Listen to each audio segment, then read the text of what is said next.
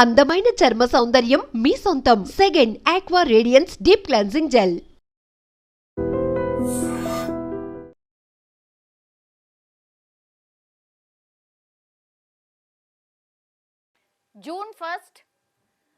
June first నుంచి మనకు కొన్ని రూల్స్ వచ్చినాయి. అవి తెలుసుకోకపోతే మాత్రం నిజంగానే ఇబ్బంది పడబోతున్నాం. కంపల్సరీగా ఈ 10 రూల్స్ ఖచ్చితంగా మనకు తెలిసి ఉండాలి. ఎందుకంటే డైలీ లైఫ్లో మనం వీటన్నిటినీ మనం వాడుతూ ఉంటాం కాబట్టి ఇవి తెలుసుకోవాల్సిందే. లేకపోతే ఫైన్ పడవచ్చు, అంటే వట్టిగానే మనము ఫైన్లు కట్టాల్సిన పరిస్థితి వస్తుంది. సో అందుకని జూన్ 1 నుంచి 10 రూల్స్ మారినాయి. అవేందో తెలుసుకునే ప్రయత్నం ఇప్పుడు చేయబోతున్నాం. యాక్చువల్లీ కొత్త నెల వస్తున్నప్పుడు మనకు ఆబ్వియస్లీ జాబ్ చేస్తున్నాం అనుకోండి, శాలరీ వస్తుంది. అండ్ ఇంకోటి ఏంటంటే కంపెనీస్లో కొన్ని రూల్స్ ఎట్లయితే మారుతాయో గట్లనే మనకు కూడా అప్పుడప్పుడు అప్గ్రేడ్ అవుతున్నాయి రూల్స్. అందులో భాగంగానే ఇప్పుడు జూన్ నుంచి ఒక 10 రూల్స్ మనకు అప్డేట్ అయినాయి అనుకోవచ్చు. సో చాలామందికి ఇవి తెలియదు, తెలుసుకోకపోతే చాలా నష్టం. ఈ జూన్ నెలకి ఏకంగా 10 రకాల కొత్త రూల్స్ వచ్చినాయి. ఇప్పుడు వాటిని తెలుసుకునే ప్రయత్నం చేద్దాం, లేదంటే ఫైన్లు పడతాయి. ఫైన్ల నుంచి తప్పించుకోవాలంటే ఖచ్చితంగా మనకి రూల్స్ తెలిసి ఉండాలి. ఫస్ట్ ఏంటంటే కొత్త నెల వచ్చినప్పుడల్లా ఇప్పుడు సామాన్య అండ్ మధ్యతరగతి ప్రజలకు ఎట్లయితే టెన్షన్లు పెరుగుతూ ఉంటాయో వారికి ఏదో ఒక రూపంలో కొద్దిగా డబ్బు అందితే దాన్ని రకరకాల అంశాలుగా లాగేయడానికని ప్రయత్నిస్తూ ఉంటారు. సో ముఖ్యంగా విచిత్రమైన ఫైన్లు ఉంటాయి. వాటిని తెలుసుకోకపోతే మాత్రం అవి తీవ్రమైన నష్టాన్ని మనకు కలిగిస్తూ ఉంటాయి. ఆ ఛాన్స్ వాటికి ఇవ్వకుండా ఇప్పుడు జూన్ నెలకు సంబంధించి కొత్తగా ఒక 10 రూల్స్ వచ్చినాయి. అవేందో తెలుసుకునే ప్రయత్నం ఇప్పుడు చేయబోతున్నాం. ఫస్ట్ ఏంది, వంట గ్యాస్. రోజు గ్యాస్ లేనిది మనం వంటనే చేయలేం. దానికి సంబంధించిన రూలే ఇప్పుడు వచ్చింది. వంట గ్యాస్ సిలిండర్ల ధరల్లో మార్పులు వచ్చాయి. 19 కేజీల వాణిజ్య సిలిండర్ ధర ఇప్పుడు 24 తగ్గింది. జూన్ 1 నుంచి కొత్త ధర అమల్లోకి రాబోతోంది. ఇప్పుడు కమర్షియల్ సిలిండర్ ధర 1723. అయితే ఇళ్లలో వాడుకునే 14.2 కేజీల సిలిండర్ ధర మాత్రం మారలేదు. ఇది యాక్చువల్లీ కమర్షియల్ వాళ్ళకు ఒక రకంగా ఇదొక గుడ్ న్యూస్, అంటే తెలుసుకోవడానికి ఇది ఇన్ఫర్మేషన్ అన్నమాట. సిలిండర్ మీరు ఎప్పుడైతే తీసుకుంటారో అసలు మార్పు వచ్చిందా లేదా అనేది కూడా తెలుసుకోకుండా అట్లా వెళ్ళిపోతూ ఉంటాం. కానీ ఇప్పుడు అంటే వాణిజ్యపరంగా అంటే కమర్షియల్ సిలిండర్ ధర ఒక రకంగా గుడ్ న్యూస్ అనుకోవచ్చు. తగ్గింది 24 రూపాయలు. పెరగడమే తప్పించి మనం ఎప్పుడు కూడా తగ్గింపు అనేది మనం చూస్తూ ఉండం. అట్లాంటిది ఇప్పుడు కమర్షియల్ సిలిండర్ ధర 24 రూపాయలు తగ్గిందట. మనం యూజ్ చేసే ఏదే 14.2 కేజీల సిలిండర్ ధర ఏదైతే ఉంటుందో అది అట్లనే ఉంది, ఏమాత్రం మారలేదు. ఓకే, ఇప్పుడు ఎలక్షన్లు వచ్చినప్పుడు తగ్గుతూ ఉంటుంది కదా, ఇప్పుడు ఎలక్షన్ లేవు కాబట్టి పెద్ద తగ్గదు అన్నట్టు. నెక్స్ట్ ఈపీఎఫ్ఓ అంటే పిఎఫ్ ఏదైతే ఉందో ఆ పిఎఫ్కి సంబంధించి అనమాట. ఈపీఎఫ్ఓ 3.0 రోల్అవుట్, యూపీఐ ద్వారా పిఎఫ్ విత్డ్రా. ఇప్పుడు ఎంప్లాయీస్ ప్రావిడెంట్ ఫండ్ ఆర్గనైజేషన్ అంటే ఈపీఎఫ్ఓ జూన్ 1 నుంచి ఈపీఎఫ్ఓ 3.0ని ప్రవేశపెట్టింది. దీనిలో యూపీఐ ద్వారా పిఎఫ్ విత్డ్రా చేసుకునే వీలు కల్పించింది. నిజంగానే పిఎఫ్ డబ్బులు ఎవరైతే తీసుకోవాలనుకుంటారో వాళ్ళు కొన్ని నెలల పాటు వెయిట్ చేయాల్సిన పరిస్థితి వస్తుంది. కొంత ప్రొసీజర్ ఉంటుంది, టైం ల్యాగ్, చాలా కొన్ని మంత్స్ కూడా వెయిట్ చేసిన సందర్భాలు కూడా చాలా ఉంటాయి. సో ఇప్పుడు సులభతరం చేసింది అనుకోవచ్చు. ఈ కొత్త విధానం ప్రకారం సభ్యులు తమ పిఎఫ్ మొత్తాన్ని యూపీఐ అలాగే ఏటీఎం ద్వారా విత్డ్రా చేసుకోవచ్చు. నిజంగా ఇది గుడ్ న్యూసే. ఎవరైతే ప్రైవేట్ వాళ్ళు ఉన్నారో అట్లాగే ప్రభుత్వం వాళ్ళు కూడా ఉన్నారు కాబట్టి ఎవరైతే జాబ్ చేస్తారో వాళ్ళకు పిఎఫ్ అకౌంట్ అనేది కంపల్సరీ ఉంటుంది. ముందు నేను ఇంతకుముందు చెప్పినట్టుగా ఈ పిఎఫ్ మనీ విత్డ్రా చేయాలి అని అంటే ఒక పెద్ద ప్రొసీజర్ ఉండేది. ఇప్పుడు అది మొత్తం లేకుండా ఇప్పుడు పిఎఫ్ మొత్తాన్ని కూడా యూపీఐ అలాగే ఏటీఎం ద్వారా చాలా ఈజీగా విత్డ్రా చేసుకోవచ్చు. ఈ సౌకర్యం జనరల్ ప్రావిడెంట్ ఫండ్ అంటే జీపీఎఫ్, పబ్లిక్ ప్రావిడెంట్ ఫండ్ అంటే పీపీఎఫ్ సభ్యులకు పైలట్ ప్రాజెక్టుగా ఉంది. ఈ మార్పు పిఎఫ్ని తేలిగ్గా విత్డ్రా చేసుకునేందుకు తెచ్చింది. అలాగే పిఎఫ్ని పెన్షనర్లకు అందుబాటులో ఉంచాలని ఇలా చేశారు. నిజంగా ఇది చాలామంది ఈ రూల్కైతే హ్యాపీగా ఫీల్ అయి ఉంటారు. అమ్మయ్యా, అసలు ఆ డబ్బు విత్డ్రా చేసుకునే తలనొప్పి పోయిందిరా బాబు అనుకొని ఉంటారు. దీనికైతే నెక్స్ట్ యూపీఐ లావాదేవీల్లో అల్టిమేట్ బెనిఫిషియరీ పేరు ఎవరిది ఉంటుంది అనేది ఇప్పుడు ఒక upgrade. National payments corporation of India అంటే ఎన్పిసిఐ జూన్ 30 నాటికి యూపీఐ లావాదేవీల్లో అల్టిమేట్ బెనిఫిషియరీ పేరును చూపించడం తప్పనిసరి చేసింది. P2P అంటే పీర్ టు పీర్, P2PM అంటే పీర్ టు మర్చెంట్ లావాదేవీల్లో ఇకపై బ్యాంకింగ్ పేరు అంటే వ్యాలిడేట్ అడ్రస్ ఏపీఐ నుంచి తీసుకున్నది మాత్రమే యూపీఐ యాప్లో చూపిస్తుంది. క్యూఆర్ కోడ్లు, యూజర్ డిఫైన్డ్ పేర్లు కనిపించవు ఇక మీదట. దీనివల్ల లావాదేవీలు సురక్షితంగా జరుగుతాయి.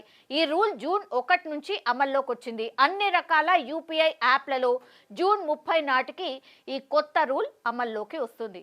యూపీఐ అనేది ఎంత కామన్ అయిపోయిందంటే అందరం కూడా యూజ్ చేస్తున్నాం యూపీఐకి సంబంధించి.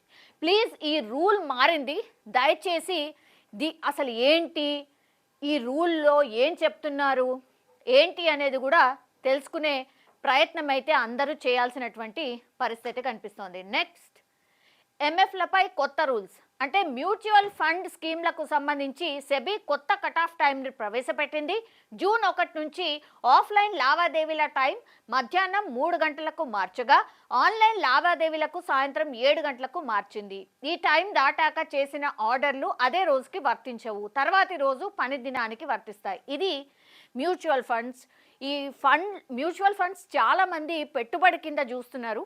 అందులో భాగంగా చాలామంది ఈ ఫిక్స్డ్ డిపాజిట్ వైపు కాకుండా మ్యూచువల్ ఫండ్స్, ఈ జనరేషన్ వాళ్ళైతే మ్యూచువల్ ఫండ్స్లో పెట్టుబడులు పెడితే రిటర్న్స్ బాగా వస్తాయి, ఇట్లాంటి అవగాహన చాలా వరకు వచ్చింది. అందులో భాగంగానే ఇప్పుడు మ్యూచువల్ ఫండ్ స్కీమ్లకు సంబంధించి ఇది కొత్త రూల్. ఆధార్ కార్డ్ ఉచిత అప్డేట్. ఆధార్ కార్డ్కి సంబంధించిన అప్డేట్ అంటే మన అడ్రస్ మారినాం అనుకోండి, లేదంటే ఎవరైనా కొత్తగా పెళ్ళైన తర్వాత వాళ్ళకి పిల్లలు పుట్టినా అనుకోండి, ఇట్లా చాలామంది అప్డేట్ చేసుకోవడానికని నానా కష్టాలు పడుతున్నారు. చాలా రోజులు వెయిట్ చేయాల్సిన పరిస్థితి కూడా వస్తుంది. సో దానికి సంబంధించిన కొత్త రూల్ జూన్ 1 నుంచి 14 వరకు ఆధార్ కార్డు హోల్డర్స్ తమ వివరాలను ఉచితంగా అప్డేట్ చేసుకోవచ్చు. దానికి ఎంతో కొంత రుసుము ఏదో ఉంటుంది, అది అక్కర్లేదు, ఇది ఫ్రీ అన్నమాట. ఈ సౌకర్యం ఆధార్తో లింక్ చేసిన సేవలను ఎలాంటి ఇబ్బంది లేకుండా నిర్వహించడానికి వీలు కల్పిస్తుంది. అలాగే ప్రజలు కూడా తమ ఆధార్ వివరాలను తాజాగా ఉంచుకుంటారు. అయితే జూన్ 15 నుంచి ఆన్లైన్ అప్డేట్ కోసం 25 చెల్లించాలి. మీ సేవా కేంద్రంలో 50 తీసుకుంటారు. ఐ డోంట్ థింక్ సో ఇది 25, 57 ఉందండి, అసలు లేదనుకుంటా, ఇంకా చాలా ఎక్కువనే తీసుకుంటున్నారు. సరే, ఉచితంగా ఇచ్చిండ్రు కాబట్టి ఛాన్స్ జూన్ 1 నుంచి 14 వరకు దయచేసి ఈ ఆధార్ కార్డు అప్డేట్ కోసం ఎవరైతే వెయిట్ చేస్తున్నారో దాన్ని అప్డేట్ ఫ్రీగా చేసుకోవచ్చు. క్రెడిట్ కార్డ్ రూల్స్లో మార్పులు. క్రెడిట్ కార్డ్స్ కొల్లలుగా వాడుతున్నారు, ప్రతి వాళ్ళు క్రెడిట్ కార్డు వాడుతున్నారు. దానికి సంబంధించిన రూల్ మారింది. కొన్ని ప్రముఖ బ్యాంకులు క్రెడిట్ కార్డ్స్ రూల్స్ మార్చాయి. కోటక్ మహీంద్రా బ్యాంక్ జూన్ 1 నుంచి క్రెడిట్ కార్డ్ నిబంధనలు మార్చింది. ఈ మార్పులను బట్టి రివార్డ్ పాయింట్లు కావచ్చు, క్యాష్ బ్యాక్స్ ఛార్జీల్లో మార్పులు ఉంటాయి. ఆటో డెబిట్ ఫెయిల్ అయితే ఫైన్ పడవచ్చు. క్రెడిట్ కార్డ్ యూజర్లకు రివార్డ్ పాయింట్ల విషయంలో కొత్త కండిషన్స్ ఉంటాయి. ఇవి వారి ఖర్చులపై ప్రభావం చూపుతాయి. ఇంకా కార్డుల ద్వారా ఇంధనం కావచ్చు అండ్ యూటిలిటీ చెల్లింపులు చేస్తే అదనపు ఛార్జీలు పడవచ్చు. సో ఛార్జీల మోత మోగబోతోంది. ఎవరికైతే కోటక్ మహీంద్రా బ్యాంక్కి సంబంధించిన వాళ్ళు ఎవరైతే ఉన్నారో వాళ్ళకి మోతనే కనిపిస్తోంది. నెక్స్ట్ డ్రైవింగ్ లైసెన్స్ నిబంధనలు. దయచేసి ఇది అందరికీ వర్తిస్తుంది, ఇది ఒకసారి గమనించండి. జూన్ 1, 2024 నుంచి అమల్లోకి వచ్చిన డ్రైవింగ్ లైసెన్స్ రూల్స్ 2025లో కొనసాగుతున్నాయి. గుర్తింపు పొందిన ప్రైవేట్ డ్రైవింగ్ స్కూళ్లలో డ్రైవింగ్ టెస్టులు నిర్వహిస్తారు. తద్వారా ఆర్టీఓ దగ్గర మళ్ళీ టెస్టింగ్ అవసరం లేకుండా సర్టిఫికెట్ జారీ అవుతుంది. లైసెన్స్ లేకుండా డ్రైవింగ్ చేస్తే 2000 జరిమానా, మైనర్లకు 25,000 జరిమానా విధిస్తారు. ఈ రూల్ జూన్లోనూ కంటిన్యూ అవుతుంది. యాక్చువల్లీ 2024 జూన్ 1న వచ్చినటువంటి రూల్ దాన్ని 2025లో కూడా కొనసాగించబోతున్నారు. లైట్ తీసుకుంటామనంటే మాత్రం అంతే, ఇక 25,000 మైనర్లకు. ఈ మధ్యకాలంలో అయితే మైనర్లకు బండ్లు ఇస్తున్నారు, ఘోరంగా స్కూల్ పోరాగాలు కూడా నడుపుతున్నారు. దయచేసి చూడండి, పేరెంట్స్ గమనించుకోండి. ఇక నెక్స్ట్ వచ్చింది వడ్డీ రేట్లలో మార్పులు. బ్యాంకులు ఫిక్స్డ్ డిపాజిట్స్ రుణాలపై వడ్డీ రేట్లను మార్చొచ్చు. ఆర్బీఐ రెపో రేట్ను తగ్గించే అవకాశం ఉందని తెలుస్తోంది. అదే జరిగితే గృహ రుణాలపై వడ్డీ తగ్గబోతోంది. ఇది నిజంగానే కొంత గుడ్ న్యూస్. కానీ ఏదో చిన్నగా తగ్గిస్తారు కానీ అంత గొప్పగా ఏం తగ్గుతుందని నాకైతే అనిపిస్తలేదు. అట్లాగే ఈఎంఐల భారం కూడా తగ్గే ఛాన్స్ ఉందట. ఇది దేశీయంగా క్యాష్ వినియోగాన్ని పెంచగలదు. ప్రజలు మరింత ఎక్కువగా రుణాలు తీసుకునే అవకాశాలు కలుగుతాయి. జీతాలు గీతాలు అయితే పెరుగుతలేవు కానీ ఇక రుణాలు తీసుకునే అవకాశం అయితే పెరిగింది అనుకోవచ్చు. ఓకే, నెక్స్ట్ పాస్పోర్ట్ నిబంధనలో మార్పులు. ఇవి కూడా అందరూ కూడా కాన్సన్ట్రేట్ చేయాల్సిందే. ఏం మార్పులు ఉంటే ఫిబ్రవరి 28 నాటికి గెజెట్ నోటిఫికేషన్ ప్రకారం అక్టోబర్ 1, 2023 తర్వాత జన్మించిన వ్యక్తులు పాస్పోర్ట్ కోసం బర్త్ సర్టిఫికెట్ను తప్పనిసరిగా సమర్పించాలి. సో ఎవరైతే 2023 అక్టోబర్ 1 తర్వాత ఎవరైతే పుట్టినరో కంపల్సరిగా వాళ్ళ బర్త్ సర్టిఫికెట్ని అయితే మస్ట్ చేసేసింది. సో అక్టోబర్ 1 తర్వాత ఎవరైతే జన్మించిండ్రో వాళ్ళ పిల్లలకైతే మస్ట్గా బర్త్ సర్టిఫికేట్ కూడా సబ్మిట్ చేయాల్సిందే. అక్టోబర్ 1, 2023 కంటే ముందు జన్మించిన వారు పాన్ కార్డ్, డ్రైవింగ్ లైసెన్స్ లేదా ఇతర పత్రాలను ఉపయోగించుకోవచ్చు. ఇది కూడా మస్ట్. వాళ్ళ పేరెంట్కి పాన్ కార్డ్ ఉండాలి, డ్రైవింగ్ లైసెన్స్ ఉండాలి లేదా ఇతర పత్రాలు ఉపయోగించుకోవచ్చు. దెన్ అదనంగా ఈ పాస్పోర్ట్ సౌకర్యాన్ని దేశవ్యాప్తంగా విస్తరిస్తున్నారు. ఇది డిజిటల్ ఇంటిగ్రేషన్ని పెంచుతుంది, ప్రైవసీకి రక్షణ కల్పిస్తుంది. ఇది వెరీ వెరీ ఇంపార్టెంట్. అసలు మన డాటా ఏడ మిస్ అవుతుందో, ఎక్కడ స్ప్రెడ్ అవుతుందో సోషల్ మీడియా వచ్చిన తర్వాత అసలు తెలియనటువంటి పరిస్థితి. అట్లాంటిది కొంత సెక్యూర్ చేసినట్టు అవుతుంది ఈ రూల్ పాటిస్తే అనేది మనకు తెలుస్తున్నటువంటిది. ఇక బ్యాంకులకు సెలవులు ఎప్పుడు అనేది, బ్యాంకులకు సెలవులు ఈ మధ్యకాలంలో చాలా ఎక్కువగా జరుగుతున్నాయి కదా. చాలామంది తెలియకుండా బ్యాంక్కి పోతారు, ఆ తర్వాత అయ్యో బ్యాంక్కి సెలవు సార్ అంటున్నారు. సో జూన్ మంత్లో బ్యాంక్కి ఏం సెలవులు అంటే జూన్ నెలలో బ్యాంకులకు 12 రోజులు సెలవులు ఉన్నాయి. అంటే సగంకి సగం సెలవులే ఉన్నాయి. ఇందుకు సంబంధించిన క్యాలెండర్ను భారత రిజర్వ్ బ్యాంక్ ఆర్బీఐ విడుదల చేసింది. ఈ సెలవుల్లో ఆదివారాలతో పాటు 2వ శనివారం ఉంది, 4వ శనివారం కూడా ఉన్నాయి. సో జూన్ నెలలో 7న బక్రీద్ పండగ ఉంది, ఆ సందర్భంగా కూడా సెలవు ఉంది. సో ఇది కొంచెం నోట్ చేసుకోండి. బికాస్ 12 రోజులు సెలవులు అంటే సగంకి సగం సెలవులే ఉన్నాయి. ఇంకోటేమో సాటర్డే ఎట్లాగూ మనకు తెలిసిందే. సాటర్డే 2వ శనివారం 4వ శనివారం ఎట్లాగూ ఉంటుంది. ఆ తర్వాత ఆదివారాలు కూడా ఉంటాయి. అట్లాగే ఇవి కాకుండా ఇంకా 12 రోజులు సెలవులా అంటే ఆల్మోస్ట్ ఇక అంటే హాఫ్ కంటే ఎక్కువనే సెలవులు ఉన్నట్టు లెక్క.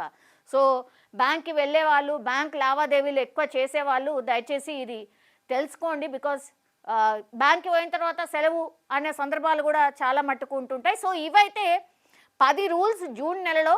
సో చాలా మట్టుకి మనకు రోజువారీగా మనం వాడుతున్నటువంటి వాటి మీదనే ఈ రూల్స్ కొంత అప్లై అవుతున్నాయి కాబట్టి ఇవి రూల్స్ తెలుసుకోండి. దయచేసి ఫైన్ ఏదైతే వీళ్ళు విధిస్తున్నారో వాటిని అవాయిడ్ చేయడానికి ఛాన్స్ అయితే ఉంటుంది. సో ఇవి జూన్ నెలలో మారుతున్నటువంటి 10 రూల్స్.